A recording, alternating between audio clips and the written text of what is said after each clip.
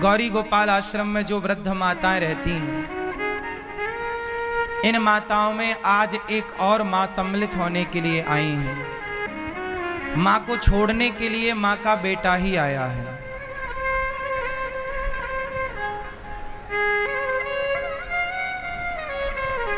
कहां से आई हो मेरी मां? मैं कलकत्ता वेस्ट बंगाल से आई हूँ। तो आप के घर में कौन कौन है? बस एक ही बेटा है, एक बहू है, एक पोती है। तो एक बेटा है, फिर बेटा के होते हुए यहाँ क्यों आना पड़ा? क्या करो, बेटा को भी जिंदगी, मेरा को भी जिंदगी बहू ने एकदम नरक बना दिया प्रभु जी। तो आपको यहाँ छोड़ने कौन आया है? छोड़ने तो मैं तो पहले एक हफ्ते पहले मैं आई थी, फिर आप लोग का आदेश के अनुसार बेटा को भी जाके बोला जी देखो चलो हमको वहाँ ठिकाना लगा दो, गुरु जी के चरण में बाकी दिन हम मेरा को बिताने दो, तुम जाओगी तो अब मेरा को रख लेंगे। तो बात कराओ बेटे से। क्या नाम है आपका? मेरा नाम गौतम भट्टाचार्य जी है। तो आप गौतम जी हैं? हाँ जी।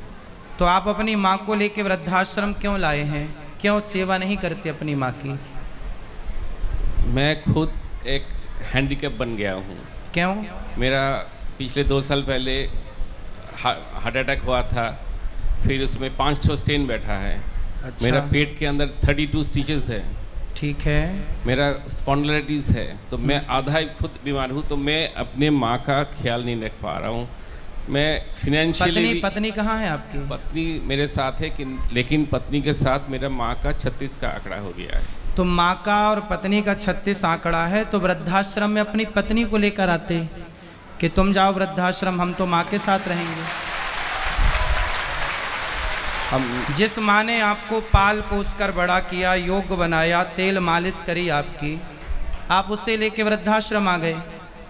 बीमारी आपने बताई, तो बीमार आप माँ के लिए हैं, पत्नी के लिए बीमार नहीं है। उसके लिए ही बीमार हूँ।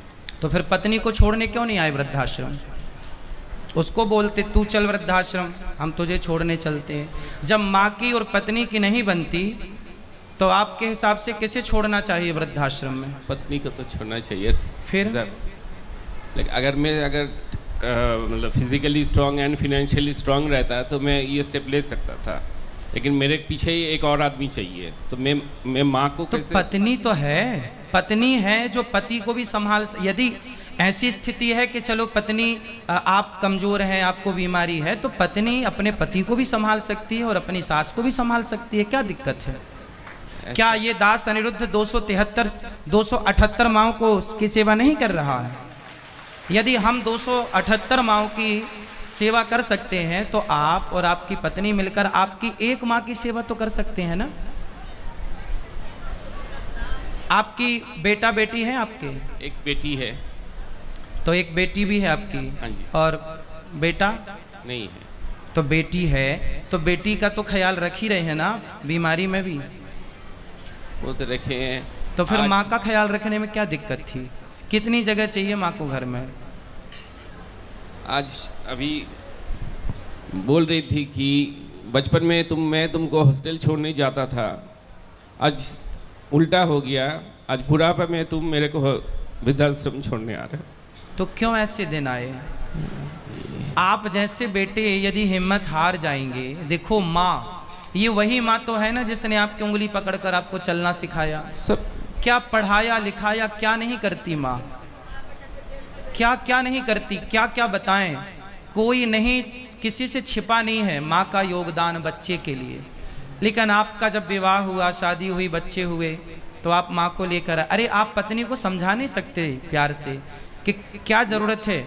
माँ का पत्नी से 36 का आंकड़ है, तो पत्नी को समझाओ। 35 साल हो गया मेरा शादी हुआ है। 35 साल में एक ऐसा साल नहीं गया कि माँ के साथ मेरा अनबन नहीं करवाया, या घर से, मतलब लास्ट में तो फेडअप होके मैंने छोड़ दिया कि भाई जो करना है करो। मेरे को पुलिस का धमकी दिखाता है कि मैं मतलब आपकी पत्नी को आपकी माँ बिल्कुल पसंद नहीं है? बिल्कुल नहीं तो क्या प्रॉब्लम था? एक ही लड़का हूँ ना, कोई इसका देवर है, ननद है, कोई नहीं है।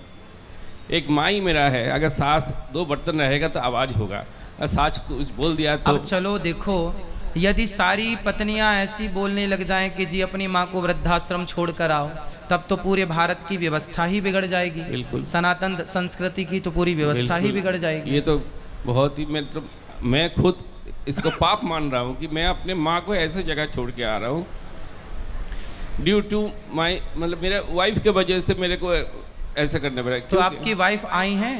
नहीं नहीं नहीं। तो उनको लाओ, कभी हम उनको भी समझाएंगे, कभी उनसे बात करेंगे। और मैं आप सबसे इनके माध्यम से बताऊं, हर स्त्री को मैं बताऊं, स्त्रियों को दुख देने वाली, स्त्रियों को सताने वाले पुरुष नहीं होते, स्त्रियों को दुख देने वाली स्त्रियां ही होती हैं। ये बात 99% सही है। 1% किसी केस में ऐसे नहीं मान सकते। वरना यदि स्त्री, इनकी बहू जो माँ आई हैं, इनकी बहू एक स्त्री है, और एक स्त्री, और ये माँ भी एक स्त्री है, एक स्त्री ही दूसरी स्त्री का दर्द समझ सकती है। लेकिन नहीं, जिद पकड़ ली। देखो, तो आपकी पत्नी ने जिद कर ली कि आप छोड़ के आओ। बोला कि तुम्हारा मम्मी का जो भी जिम्मेदारी तुम करोगे, मैं कुछ नहीं करने बोलना है ना, मैं उनका मतलब कुछ हाँ, करूंगा। हाँ, तो आप कर लेते ना, आप माँ की जिम्मेदारी पूरी कर लो, आपको क्या दिक्कत है? पत्नी ना करे, पत्नी ना दे पानी, ना दे रोटी, आप करो ना।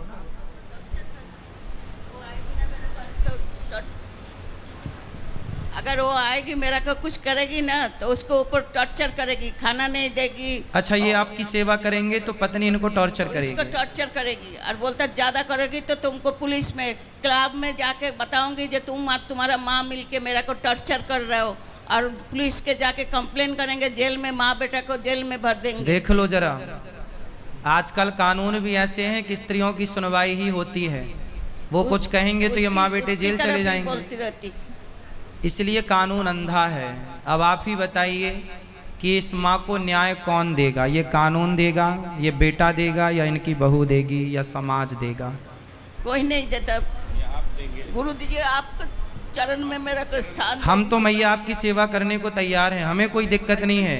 हम तो केवल अपने इस भाई को समझा रहे हैं कि तुम जो कर रहे हो, पत्नी को ही समझाओ। और मेरी हाथ जोड़ के प्रार्थना है हर स्त्री से, आप ऐसी सिचुएशन, ऐसी स्थितियां पैदा ना करें कि एक पुरुष अपनी माँ को लेकर वृद्धाश्रम छोड़ने आ जाए। चलो, ये पुरुष ये माँ को वृद्धाश्रम, बात कराओ भैया से, ये अपनी माँ को छोड़ने वृद्धाश्रम आए हैं। अब आप बताओ कि ये आपने पुण्य किया या पाप किया? पाप किए हैं। पाप किया। बिल्कुल। अब बताओ कि यदि ये पुरुष पापी हुआ तो इसको पापी बनाया किसने? इनकी पत्नी ने। जबकि पत्नी पारक्षणे धातु से पत्नी बनती है। कहते हैं जो पत्नी अपने पति को पतन से बचाए, पाप से बचाए, उसका नाम पत्नी है। जिस पत्नी के कारण पाप करना पड़े, ऐसी पत्नी से भगवान बचाएं। ऐसी पत्नी से भगवान बचाएं। ऐसी पत्नियां होनी चाहिए जैसी आपकी हैं। चाहोगे? 7 जन्म का वादा किया है? बिल्कुल नहीं। हाँ, बिल्कुल नहीं। 7 जन्म का वादा नहीं किया? 7 जन्म का वादा किया था, लेकिन ऐसा पत्नी एक जन्म में ही मेरे को हड्डियों में, मतलब क्या बोलते हैं, दुब्ब हमारा बंगाली में बोलते हैं, ये जी, दुब्बा उगा दिया जी। तो 7 जन्म में कभी भी मैं ऐसा वाइफ नहीं चाहूंगी। तो 7 जन्म की कोटा उसने 1 जन्म में पूरा कर एक लिया। जन्म में। इसलिए ऐसी पत्नी किसी को ना मिले। ऐसी पत्नियां होनी चाहिए। आप लोग, कितने लोग अपने अपने बेटों के लिए ऐसी पत्नियां चाहते हैं? चाहते हैं? नहीं चाहते तो आप भी ऐसी पत्नियां मत बनना। जितनी पत्नियां यहाँ बैठी हैं, आप भी तो किसी की पत्नी है। ऐसी पत्नी बिल्कुल मत बनना। बनना सही है? क्यों? ऐसी पत्नी नहीं। भगवान कुंवारा ही रखे, साधु बन जाए, अच्छा है। सारी जिंदगी बिना पत्नी के रहले पर ऐसी पत्नी भगवान दुश्मन को भी ना दे जैसी इन्हें मिली है। चलो, तो आप चाहते हैं कि आपकी माँ को यहाँ रखा जाए? आपके चरणों में सर। हाँ हाँ, हम तो अपनी माँ की तरह सेवा करेंगे। यहाँ तो 278 माँ ऑलरेडी हैं। सुना है, हैं? देखा भी है। आपने दर्शन किया माँ का? हाँ जी। कैसी व्यवस्था है यहाँ माँ की? बहुत अच्छी है। अच्छी लगी? आप आते रहिएगा अपनी माँ से मिलने के लिए। जरूर, हाँ, क्योंकि मेरा तो माँ के साथ कोई दुश्मनी नहीं है। बीच में कोई था, माँ को मैं किसके पास रखता। तो पत्नी आपको भी परेशान करती हैं? बहुत, नहीं तो इस उम्र में मेरा 55 है। 2 साल पहले मेरा हार्ट अटैक हो गया है। मैं कोई मतलब ऐब मेरे में कुछ नहीं है। मैं काम में जाता हूँ, काम करके तो घर में आपने रहता कभी हूँ। प्यार से अपनी पत्नी को समझाया नहीं कि भाग्यवान तुम 35 क्या साल कर हो रहे गए। 35 साल में कितना बार समझाऊंगा, नहीं समझी? नहीं समझी, इसलिए तो आज ये दिन देखने पड़ा। हम आपकी पीड़ा को समझ सकते हैं, आपके कष्ट को, आपके दर्द को समझ सकते हैं, लेकिन हर स्त्री से मैं प्रार्थना करता हूँ कि इतना मत सताइए, समाज में इतना पति को प्रताड़ित मत कीजिए, अपनी सास को प्रताड़ित मत कीजिए। और कुछ कानून बनने भी चाहिए जो कम से कम इन माओं के पक्ष में कोई तो कानून हो। सारे कानून बहुओं के पक्ष में है, कोई कानून माँ के पक्ष में भी तो हो। बूढ़ी माँ बाप के पक्ष में कुछ तो होना चाहिए। मुझे कानून का कोई ज्ञान नहीं है, परंतु आपसे सबसे मेरी प्रार्थना है, अपनी अपनी माँओं का पूरा पूरा ख्याल रखिएगा। ठीक है मैया, आप यहीं रहिएगा। ये बेटा आपका, एक बेटा वो है, एक बेटा ये दास अनिरुद्ध है। गौरी गोपाल आश्रम में आपका स्वागत है। ये दास अनिरुद्ध आपका बेटा बनकर अब आपकी आगे की सारी सेवाएं ये दास अनिरुद्ध करेगा। माइक दो मैया को। आपको चरण में कोटि कोटि ना प्रणाम। मैया, आप तो हमारी माँ हो, आप तो हमें आशीर्वाद दो बस और आप सदा खुश रहो। हम आप कोशिश करेंगे कि आप यहाँ खुश रहें और बस हम प्रसन्न यहाँ रहें। खुश रहेंगे, कैसे भी हो हम यहाँ खुश रहेंगे।